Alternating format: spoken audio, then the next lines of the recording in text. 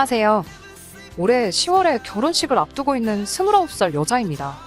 결혼을 약속한 남자친구와는 대학 졸업을 앞둔 시점에 취직 준비를 하면서 알게 되었어요. 지금도 좋은 일자리 구하기 힘들다고 연일 뉴스에서 떠들지만 5년 전에도 좋은 직장 들어가는 건 하늘의 별 따기나 마찬가지였습니다. 대학만 가면 다 끝날 줄 알았는데 취직 준비하는 게 대입 시험 때보다 더 힘들더라고요. 목표한 점수까지 도달해도 취직이 될지 안 될지 확신할 수가 없다 보니 자격증이며 이런저런 조건을 채워도 서류조차 통과하지 않을 때도 있었으니 심리적으로 많이 힘들었어요. 남자친구는 그때 같이 취업 스터디하면서 알게 되었는데 어찌저찌 저랑 남자친구 둘 다 취직을 한 뒤에 다시 인연이 닿게 되면서 연인으로 발전하게 되었습니다. 그 당시 같이 목표하던 이름만 들어도 다 아는 대기업 그 회사는 아니었지만 그래도 적당히 서로 전공 살릴 수 있는 괜찮은 회사에 들어가게 되었어요. 월급은 대기업에 비할 건 아니지만 그래도 통계적으로 평균을 냈을 때 중간보다 더 잘 쳐주는 정도였고요. 사회초년생 때 시작한 연애다 보니 결혼에 대해서는 사실 딱히 생각해 본 적 없는데 그냥 그렇게 취직 이후로 쭉 오랫동안 만나게 되니 우르르듯 자연스럽게 결혼 이야기가 오고 가게 되었습니다. 남자친구가 저한테 먼저 이야기했던 게 있는데 요즘 부모님한테 손 벌려서 결혼하는 사람이 어디 있냐고. 모처럼 신혼부부를 위한 전세제도도 잘 되어 있는데 그냥 대출받아서 양가 부모님한테 손 벌리지 말고 결혼 준비를 하자고 했습니다. 저도 저희 부모님 형편을 어느 정도 알고 있다 보니 흔쾌히 그러자고 했는데 남자친구가 그 말을 꺼낼 때 좀 더 자세하게 물어볼 걸 그랬다는 후회가 바로 들었습니다. 남자친구가 5년 직장 생활하면서 모아놓은 돈이 4천만 원밖에 안 되었던 거예요. 그런데 저도 남자친구랑 같은 해에 회사 생활 시작했고 월급도 비슷했는데 저는 모아놓은 돈이 남자친구의 딱 2배였습니다. 그렇다고 남자친구랑 연애를 하면서 데이트 비용을 전부 남자친구가 부담했던 것도 아니었고요. 제가 모아놓은 돈이 2배나 넘는다는 사실을 알게 되니 남자친구가 적잖이 당황하더라고요. 제가 돈을 어째서 그것밖에 못 모았냐고 하니 인터넷에 검색해보라고.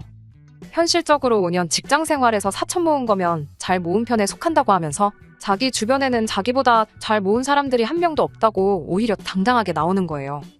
남자가 사회생활하고 그러려면 돈 쓸 일도 있고 그러지 않겠냐고 제가 이해해야 한다고 하는데 솔직히 남자친구랑 오랜 기간 연애하면서 사람이 나쁜 사람이 아니란 것도 알고 있었고 가족만큼 편해졌기도 해서 결혼을 결심한 거긴 하지만 저렇게 뻔뻔하게 나오는 모습을 보니 결혼을 다시 생각해야겠다 하는 마음이 굴뚝 같더라고요.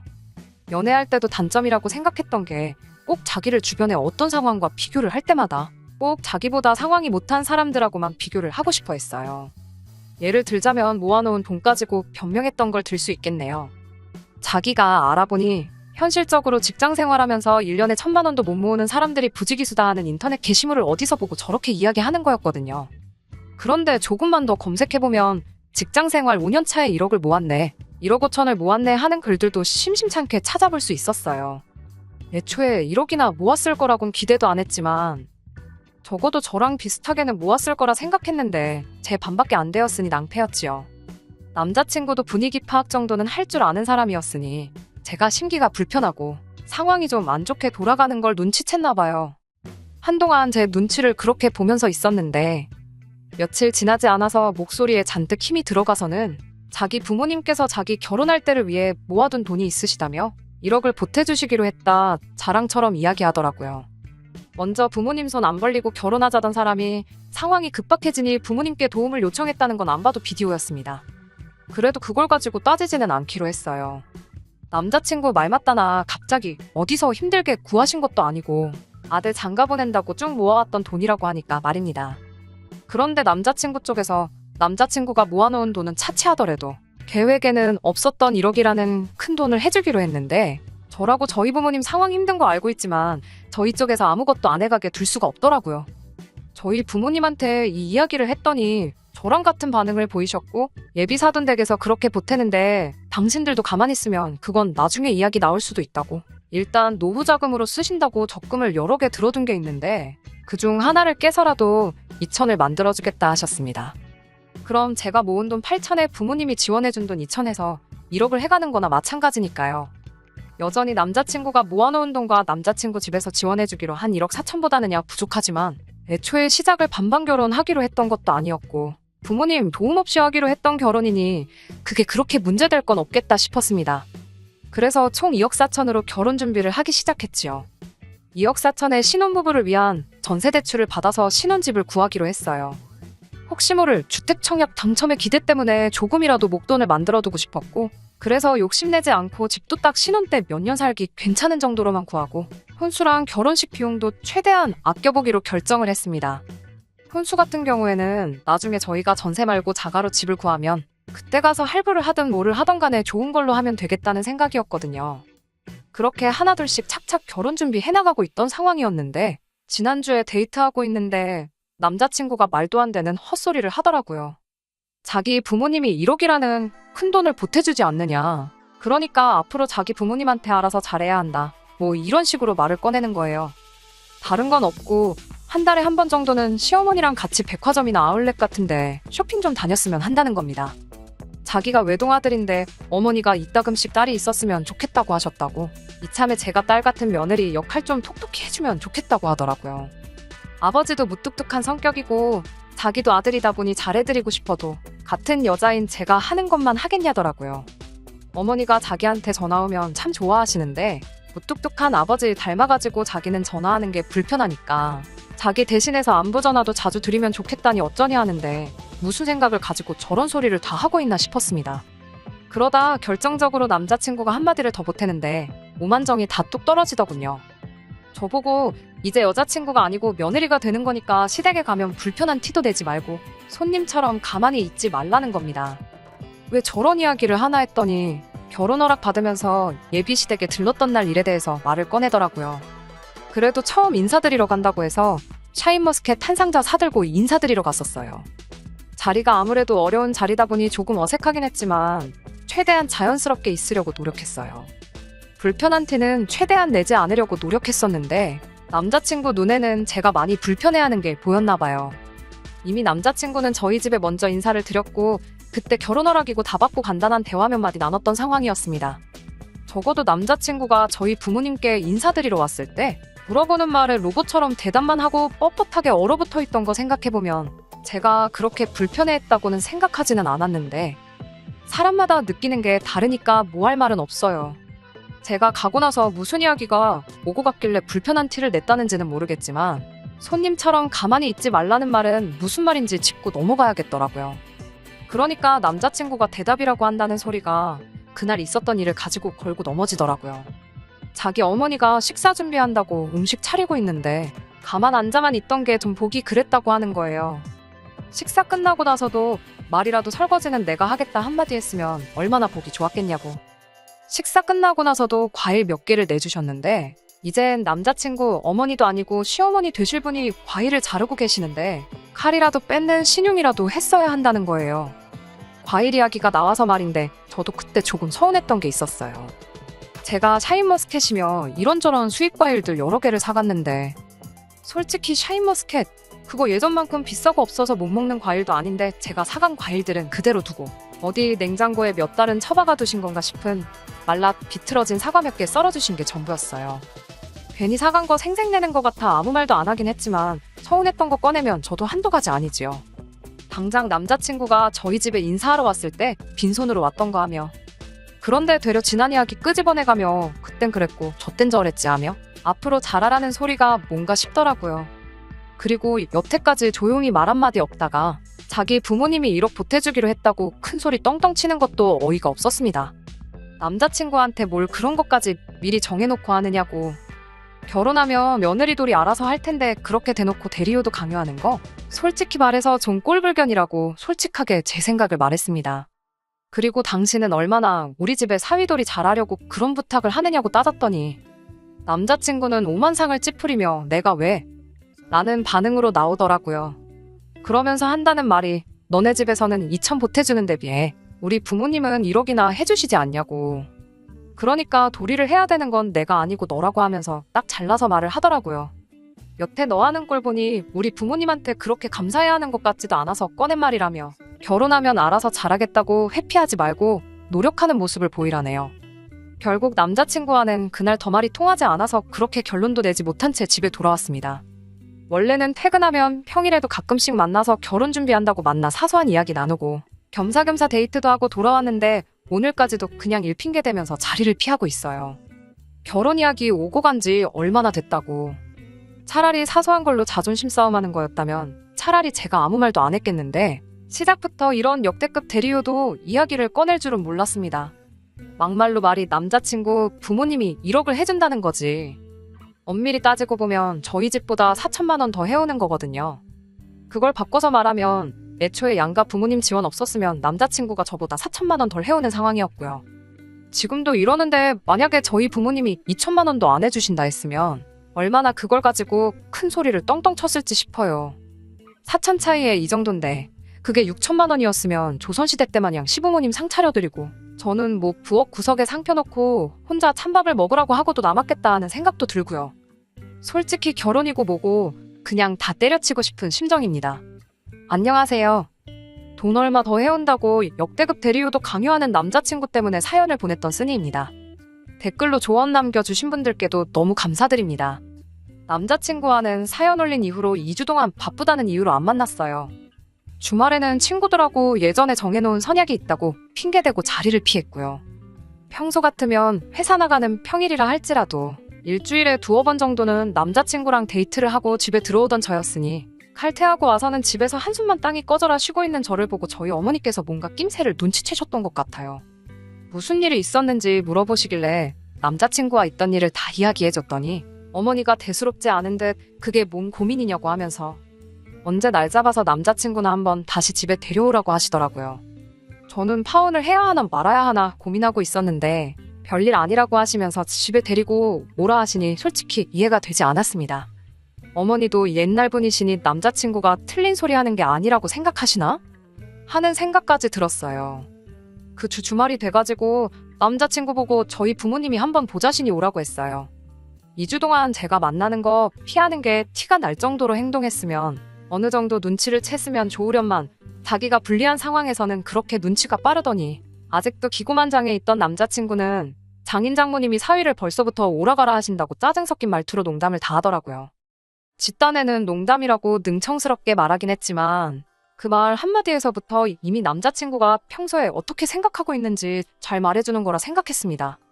그리고 저녁 시간 맞춰서 남자친구가 저희 집에 찾아왔는데 기대는 안 했지만 역시나 또 빈손으로 몸만 덜렁 왔더라고요. 제가 그걸 가지고 뭐라 한마디 했더니 저보고 괜찮겠냐고 자기가 뭐 사왔으면 또 벌써 2만 원만큼 결혼 비용에서 차이가 나지 않겠냐고 이죽거리는데 솔직히 한 대 걷어차주고 싶더라고요. 아무튼 그렇게 저희 집에서 부모님과 남자친구 저 이렇게 넷이서 식사를 했습니다. 식사 끝나고 나서 어머니가 남자친구한테 할 이야기가 있으니 이쪽으로 와보라고 하시더라고요. 남자친구가 자리에 앉자마자 어머니가 통장 몇 개를 꺼내시는데 그 통장들은 부모님이 노후자금 하신다고 적금 여러 개 쪼개서 들고 있는 통장이었어요. 아직 만기가 한참 남은 것도 있고 그런데 대충 그 통장에 있는 돈만 합쳐보면 1억 3천 정도 되는 금액이 들어있었습니다. 그리고 어머니는 남자친구한테 이 돈을 결혼자금으로 주시겠다 하더라고요. 남자친구도 솔깃했을 거예요. 그 돈이면 신혼집 전세는 대출 따로 받을 필요 없이 구할 수 있었거든요. 아무리 이자가 싸도 아예 안 내는 것보다 쌀 수는 없잖아요. 어머니께선 그 통장을 모아들고는 남자친구한테 건네는 신용을 하면서 한마디 하시더라고요. 그럼 우리 집에서는 도합 1억 5천을 해주는 건데 앞으로 어떤 사위가 될 건가 한번 말해보라고 말이지요. 남자친구는 통장을 받아들이려고 뻗은 손을 공중에 멈춰서는 잔뜩 당황해서 시간이 정지한 것처럼 그대로 얼어붙어 있었습니다. 당황해서 한마디도 잊지 못하고 있던 남자친구를 두고 저희 부모님이 말씀하시기를 자네가 내 딸한테 무슨 이야기를 했는지 다 들었다고. 그런데 이제는 우리 집에서 돈을 더 해주는 상황이 되었으니 이제는 상황이 반대가 된 게 아니냐며 똑같이 해야 되는 거 아니겠냐 하더라고요. 저희 아버지가 토요일이 되면 새벽바람부터 등산을 가고 일요일에는 조기축구회에 나가세요.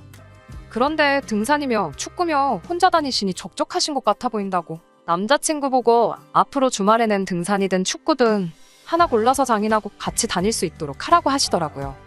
원래도 회사에서 가끔씩 회식 대신에 주말에 등산을 가자고 불러내는 문화가 있다고 했는데 그때마다 등산이라면 아주 질색팔색을 하던 남자친구였거든요. 그런데 대뜸 이제는 등산을 빼도 박도 못하게 매번 가야 한다니. 그리고 부장님보다 더 멀게 느껴지는 예비장인과 한계라니 남자친구한테는 악몽과도 같았을 겁니다. 어머니는 이어서 말하시길 우리 집도 딸 한 명밖에 없어서 아들 있는 집 보면 부러웠는데 당신이 또 한깔끔 하는 성격이라 한 달에 한 번은 기분 전환으로 집안 가구 배치도 바꿔보고 대청소하면서 베란다 샤시 같은 것도 다 뜯어내서 물청소 싹 하고 싶었는데 아들이 없어서 그렇게 못하셨다고.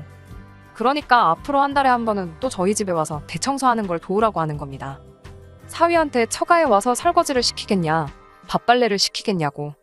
그냥 힘쓰는 일 생기면 와서 그때그때 도와주면 좋겠다고 하시는데 남자친구가 저한테 말한 며느리돌이라고 쓰고 식모살이라고 읽는 그것들을 그대로 똑같이 남자친구한테 해내라고 말하시는 거였지요. 남자친구는 어디서 꿀이라도 훔쳐먹고 온 건지 아직도 파른 통장 받아들으려고 뻗은 그대로 얼어붙어서는 아무 말도 못하고 쩔쩔매고 있더라고요. 그 꼴을 보는데 어찌나 속이 후련하던지.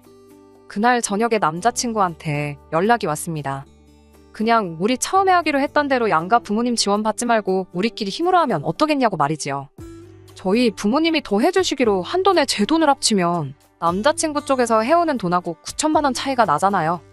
그런데 저렇게 나오는 거 보니까 아마 시댁에서 비슷하게라도 그 돈을 맞춰서 반반 결혼을 시킬 여력도 안 되는 것 같더라고요. 그러니까 이제 한다는 소리가 아예 부모님 돈은 없던 걸로 하자는 거지요. 그 말을 들으니까 이 사람이 한심한 것도 있지만 여태까지 파혼하자고 말도 꺼내지 못해 전전긍긍하던 제가 다 한심해지더라니까요. 그냥 결혼은 없던 일로 하자, 파혼하자는 말이 턱끝까지 차올랐는데 한숨 돌리고서 참아냈습니다. 그리고 남자친구한테 그럼 부모님이 해주기로 한 돈은 있고 우리가 모은 돈만 가지고 결혼하자고 했습니다. 남자친구 목소리가 밝아지는 게 전화기 너머로도 느껴지더라고요. 안도의 한숨을 내쉬는 소리가 들리자마자 제가 한마디 더 했어요. 그러면 이제 내가 무려 4천만 원 더 가지고 오는 거니까 나한테 남편돌이 얼마나 잘할 거냐고요. 나도 쇼핑 좋아한다고 한 달에 한 번은 백화점 데려가서 좋은 거 사달라고 했지요. 꼭 명품일 필요 없다고 그냥 그때그때 갖고 싶은 거 말할 테니 그거 사주면 된다고 했습니다. 그리고 일 마치고 퇴근하고 집에 들어오면 피곤한 티 내지 말고 집안일부터 하라고 했어요.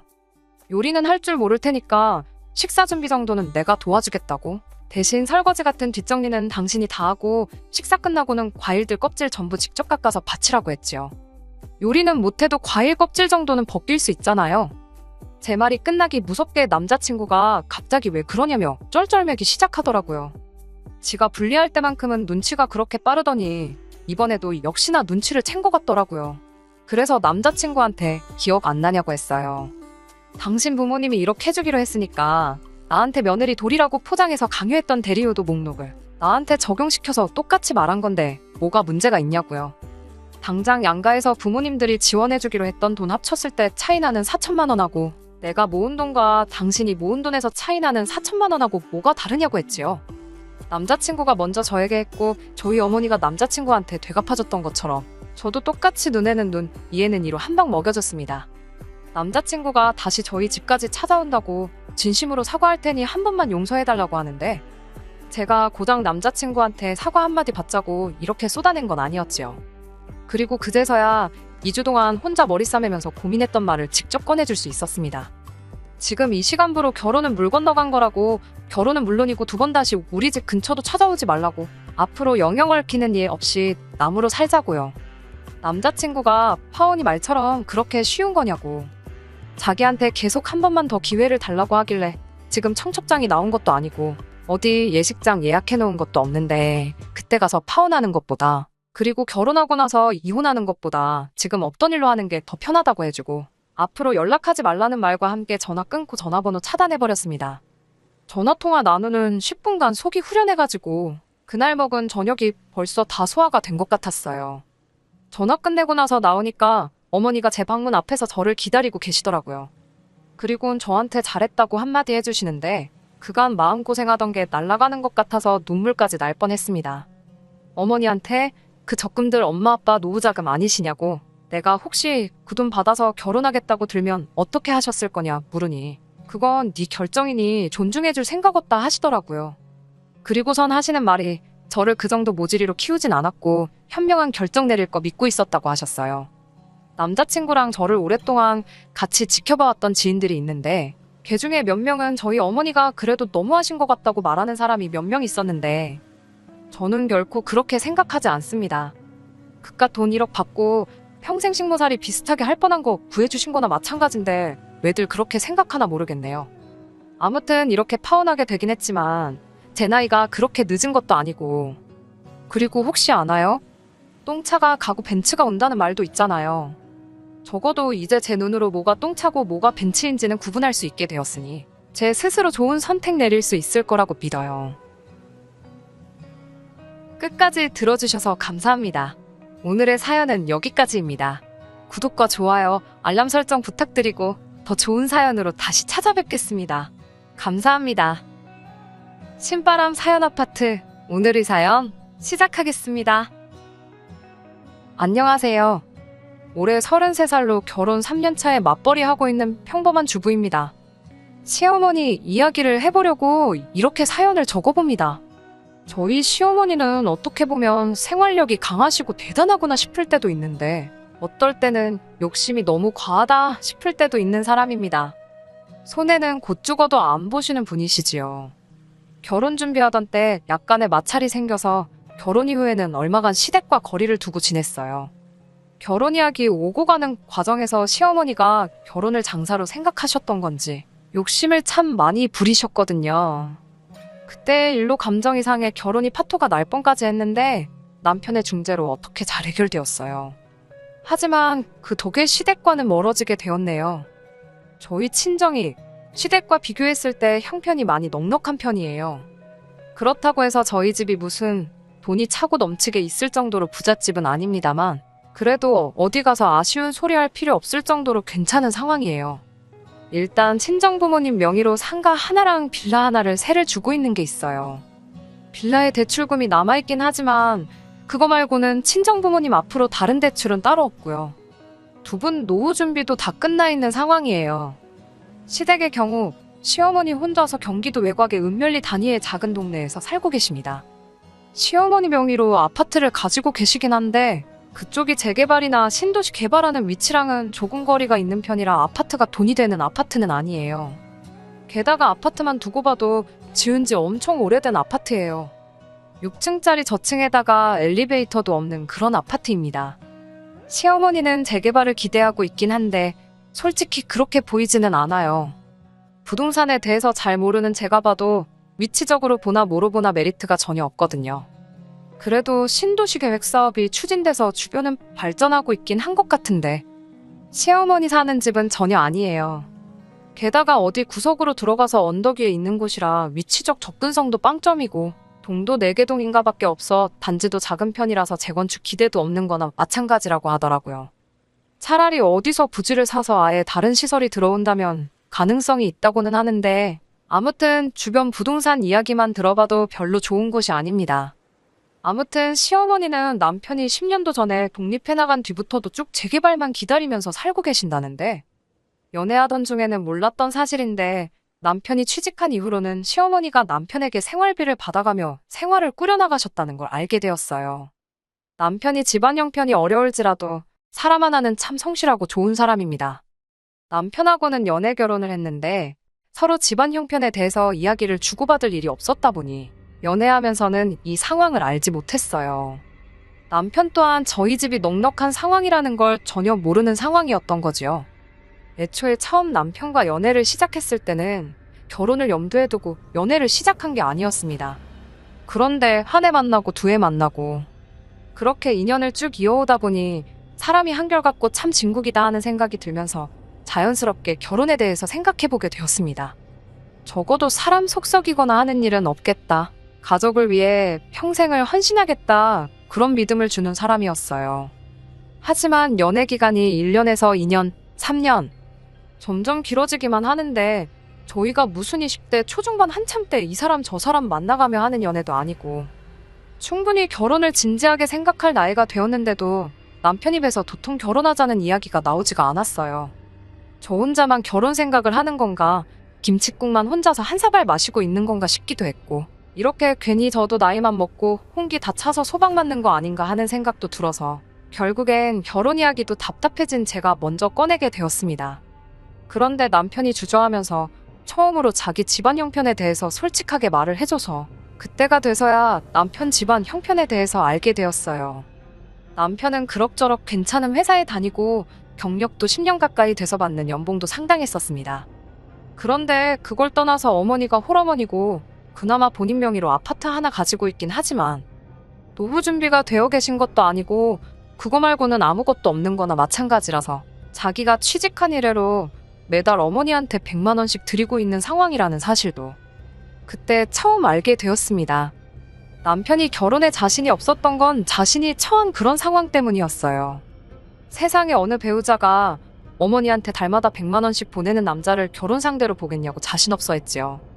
그런데 생활비 100만 원 까짓 거 못 드릴 것도 없는 액수 아닌가 싶었어요. 어차피 결혼 후에도 맞벌이 생활은 유지할 거고 저 같은 경우에는 상황적으로 재택근무도 가능한 직장에 다니고 있던 터라 나중 일이긴 하지만 아이가 태어나게 되면 유동적이게 재택근무하면서 육아와 일을 병행할 계획을 가지고 있었거든요. 두 사람 벌이 합치면 월 1,000만 원에서 조금 모자라긴 한데 남편 월급만 두고 본다면 당시 남편이 저보다 딱 100만 원 더 벌고 있었어요. 물론 시어머니한테 한 푼도 안 드리고 저희가 다 저축하고 하면 당연히 돈 모으는 속도에 가속이 붙겠지만 남편이 딱 저보다 더 버는 만큼 어머니한테 드리는 건데 그게 문제가 될 게 있겠나 싶었어요. 감당 못할 게 아니라고 생각하니 결혼 못할 것도 없겠다고 남편한테 딱 그렇게 이야기를 했습니다. 그런데 남편은 그런 제 말을 듣고도 끝까지 자신 없어 했어요. 아닌 건 아닌 거라고, 결혼이 어디 우리 둘만 좋아서 하는 거냐고, 아마 너네 부모님이 안 좋아하실 거다, 결혼을 반대하실 거다 하면서 계속 자신 없는 모습을 보여줬습니다. 남편 말이 무조건 틀린 것은 아닌 게 그 걱정이 현실이 되었어요. 친정 부모님께 남편의 상황을 이야기하고 그럼에도 불구하고 결혼하고 싶다는 제 의견을 말씀드렸더니 대번에 반대를 하셨어요. 어느 한쪽이 기우는 결혼을 하면 반드시 문제가 생길 거라고 하시면서요. 친정 부모님이 당시 남편에 대해서는 제가 오랫동안 연애를 했다는 사실만 알 뿐이지 직접 만나본 적이 없었거든요. 그래서 제가 일단 그래도 한 번 만나는 봐달라고 해서 자리를 만들었어요. 남편이 그 월급 받으면서 시어머니한테 생활비 드리고 혼자서 자취하면서 지내면서도 정말 알뜰하게 돈을 잘 모아놓은 상황이었어요. 제가 결혼까지 생각할 정도로 사람이 진국인 건 말할 것도 없었고요. 제 눈이 틀렸을지언정 친정 부모님은 여태 살아오신 세월이 몇 년인데 친정 부모님이 사람 보는 눈이 틀릴 거라는 생각이 들지는 않았습니다. 그리고 제 예상대로 친정 부모님이 남편을 직접 만나보시고는 곧바로 마음을 돌리셨어요. 저 정도 되는 사람이면 뭘 해도 할 거라고 제 선택을 믿고 두 사람 행복을 바래주겠다며 결혼을 허락해 주셨습니다. 그런데 이제 제가 결혼 허락을 받으러 시어머니를 처음 찾아뵈러 갔는데 시어머니는 조금 당황스러운 눈치였어요. 애초에 남편도 생활비를 보내드리긴 했지만 시어머니와 그렇게 가까운 사이는 아니었던 것처럼 보이더라고요. 그냥 자식된 놀이로 생활비를 책임져 드렸던 거지 시댁에 자주 방문하거나 하지는 않았던 것 같아요.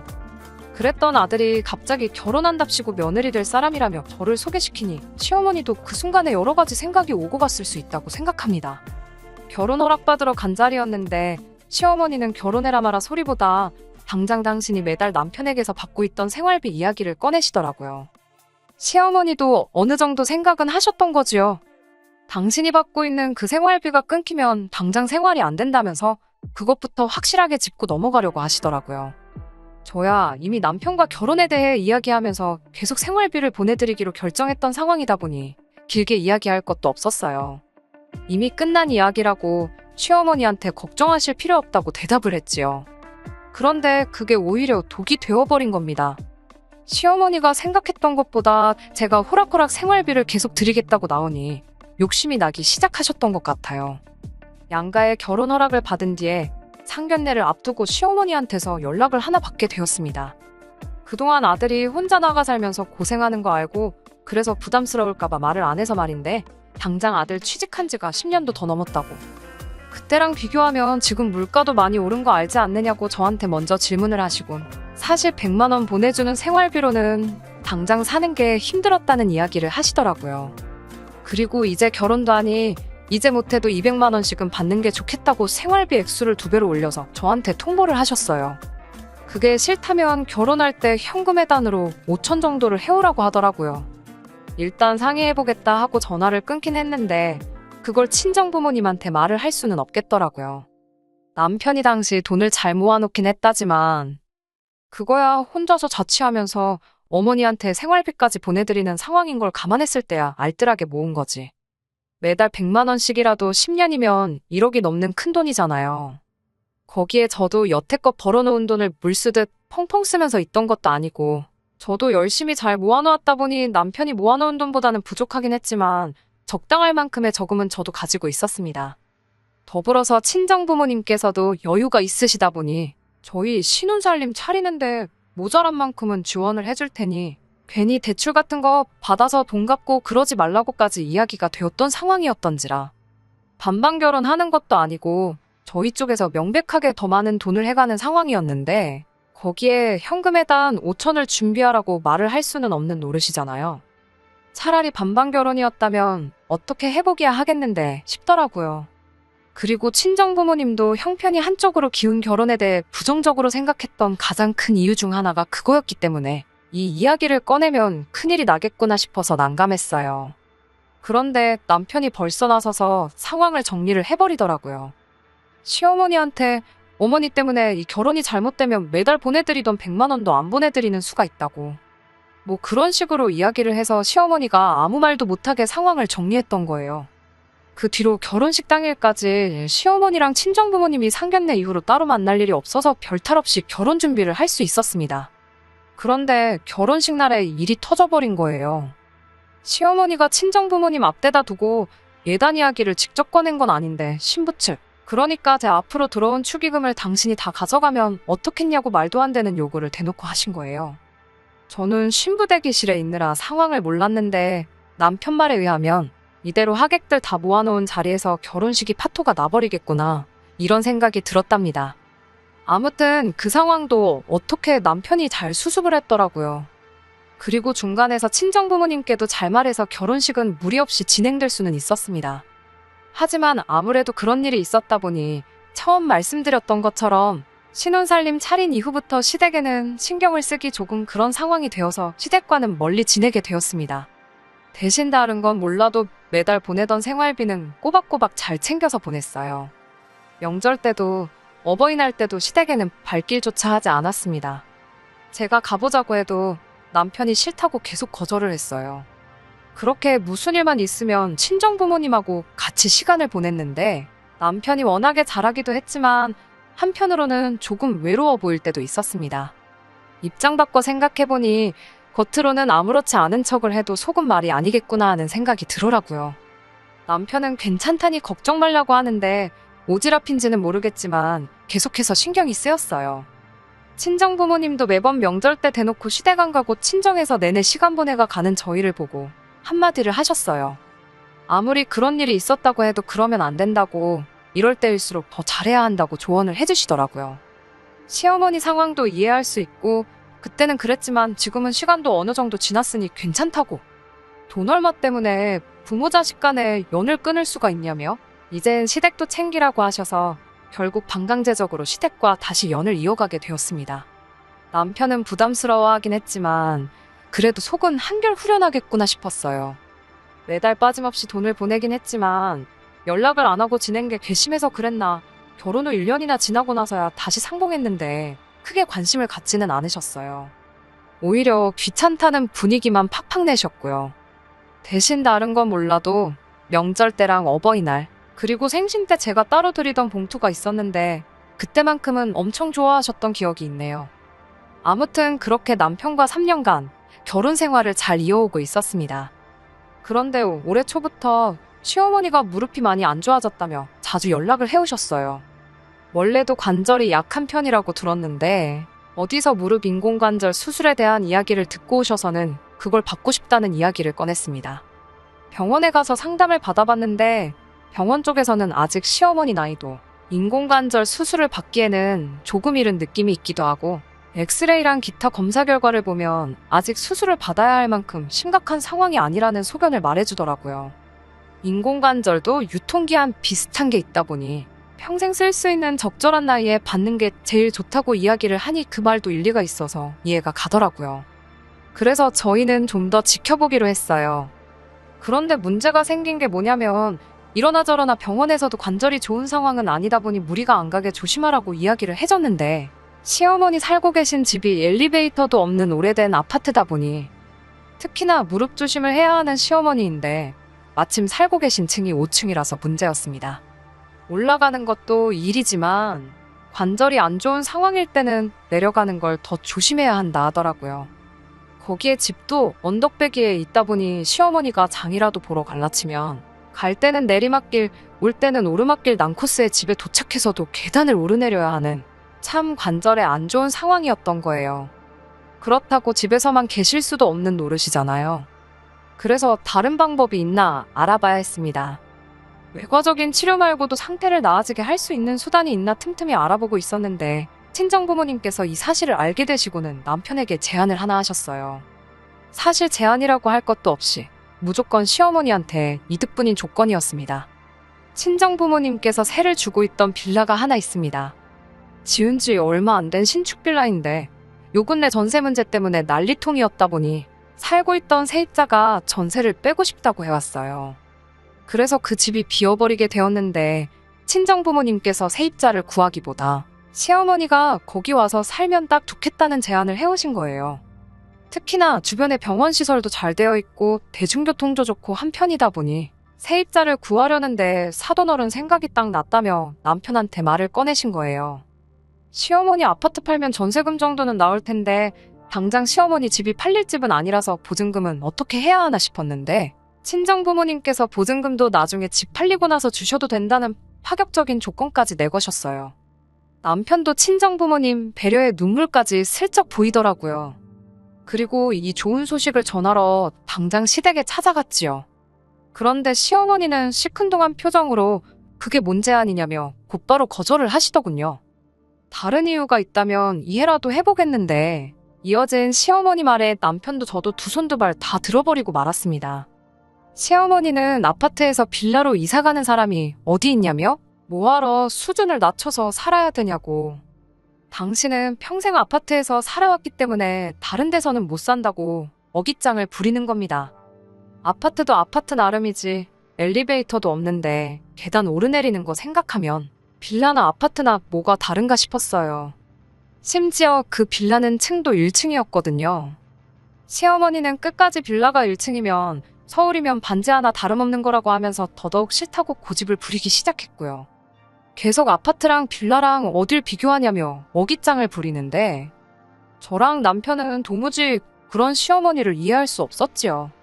그런데 그렇게 말하는 이유가 따로 있더라고요.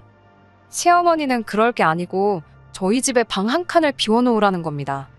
이제 당신도 나이가 있으니 남들 다 받는 며느리 효도 좀 받으면서 편하게 노후를 즐겨야겠다고 대놓고 합가 요구를 하는 거예요. 친정부모님 호의에 대해 시어머니가 감사해야 하는 것까진 바라지도 않았습니다. 그런데 고작 한다는 소리가 친정부모님 신보가 이상하다는 소리까지 하더군요. 괜히 저희 부모님이 시어머니한테 신세 지는 기분 만들게 하려고 그러는 거라고. 친정부모님 집에 들어가 살면 저희 부모님이 시어머니한테 갑질을 해도 세입자니까 참아야 하는 거 아니냐십니다. 그럴 게 아니고 저보고 이참에 시어머니 모시고 살면서 시어머니 어려운 줄 알고 우러러볼 줄도 알아야 한다며 합가를 하겠다고 하는 거예요. 그리고 남편한테는 그동안 처가에 눈치 보여서 어떻게 살았냐고 우리 아들 불쌍하다고 하시면서 이젠 엄마랑 같이 살자고. 그러면 시어머니 살고 있는 이 아파트 팔아서 남편 앞으로 다 물려주겠다고 하시더라고요. 시어머니는 집을 물려줄 거니 무조건 나쁜 조건이 아니라는데 이야기 듣던 남편이 시어머니를 향해서 빽 소리를 지르더라고요. 어머니는 왜 그렇게 욕심이 끝이 없냐고. 어머니가 이러시는 게 자기를 도와주는 게 아니고 내 인생을 더 힘들게 만드는 거 모르시냐며 그동안 쌓인 아쉬움과 울분을 다 뱉어버리더군요. 여태까지 자기가 매달 생활비라 보내준 돈만 다 합쳐도 어머니 살고 있는 이 집 한 채는 살 수 있었다고. 이제 와서 그거 돌려받는다고 기쁠 게 뭐가 있겠냐며 싫다고 하더라고요. 시어머니는 그 상황에서도 아들이 저렇게 된 건 며느리 탓이라며 제 탓을 하시는 겁니다. 없는 집 자식이라고 돈 좀 있다고 얼마나의 눈칫밥을 먹이고 살았으면 이런 소리를 하냐며 우리 아들 기죽고 사는 꼴은 못 보겠다고 당장이라도 이혼하라고 하시는데 남편이 저랑 이혼할 바에 어머니랑 연을 끊겠다고 큰 소리치고 빌라도 그냥 없던 일로 물을 테니 그러신 줄 알라 말하고 시댁에서 뛰쳐나왔습니다. 시어머니한테서 다시 연락이 온 건 그날로부터 2주가 더 지나서입니다. 저한테 다시 연락해서는 다리가 아파서 도무지 안 되겠다며 빌라로 들어가 사시겠다 하는데 남편이 전화기 뺐더니 그 빌라는 벌써 세입자 들어왔다고 물 건너갔으니 꿈깨시라고 이야기하대요. 2주 사이에 세입자가 구해진 건 아니에요. 친정부모님이 그렇게 하라고 했다고 당장 세입자 구하실 분들도 아니고요. 마침 또 전세대란에 이런저런 악재가 터져서 세입자 구하기도 시간이 좀 걸릴 것 같다 하시더라고요. 그래서 아직도 그 빌라는 빈집인 상황입니다. 남편에게 빈집인 거 알면서 말을 그렇게 하느냐 했더니 남편은 시어머니한테 앞으로 더 뭐 해드리고 싶은 마음이 없다고 딱 선을 긋더군요. 친정부모님께서는 남편에게 언제든지 마음이 바뀌거든 말해달라고 하긴 하셨는데 그래도 그 집을 영영 빈집으로 둘 수는 없으니 친한 부동산들에 연락해서 일단 전세 매물로 올려놓긴 하신 것 같더라고요. 결국 이렇게 시어머니가 남편 마음 못 돌리고 있으면 그 빌라 이야기는 없던 일이 되어버리고 말 것입니다. 시어머니 괜히 며느리한테 효도받는 욕심 부리시다가 잘 받고 있던 아들 효도가 날아가 버리게 생겼네요. 남편이 저렇게 단호한 와중에 제가 나서서 이 상황을 해결해 볼 생각은 없는 것 같아요. 애초에 그렇게 할 필요도 못 느끼겠고요. 그냥 남편이 혼자 고민해보고 어떻게 할지 마음이 정해지면 그때가 돼서 남편이 하자는 대로 할 생각입니다. 괜히 제가 오지랖 부려서 나선다고 상황이 더 나아질 것처럼 보이지는 않네요. 끝까지 들어주셔서 감사합니다. 오늘의 사연은 여기까지입니다. 구독과 좋아요, 알람 설정 부탁드리고 더 좋은 사연으로 다시 찾아뵙겠습니다. 감사합니다.